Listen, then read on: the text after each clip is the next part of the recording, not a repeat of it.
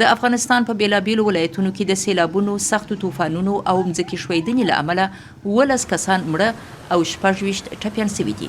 ځایي اوسیدونکو ویلي چې د دغو طبیعي پیښو له امله د انساني تلفاتو ترڅنګ د استوګنې ګڼ شمېر کورونه هم ویجاړ شوي دي.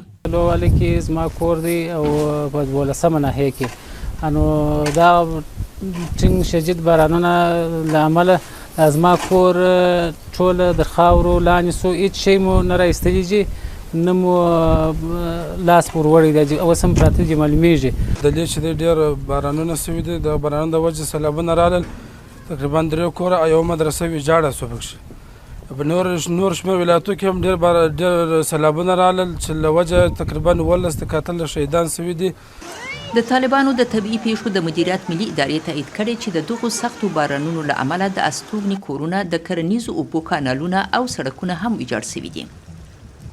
د سیلابونو د راوتلو ترڅنګ د غره ښویدنې او د تالندې برېښنا د رالوېدو پیښې رامنځته شوي دي چې له امله یې له بده مرغه په یادو ولایتونو کې 12 کسان شهیدان او 26 کسان نور ټپیان شوي او همدارنګه 10 هستوګنیز کورونه په بشپړ ډول، 110 هستوګنیز کورونه په نسبي ډول او 10 دوکانونه هم په نسبي ډول ویجاړ شوي دي.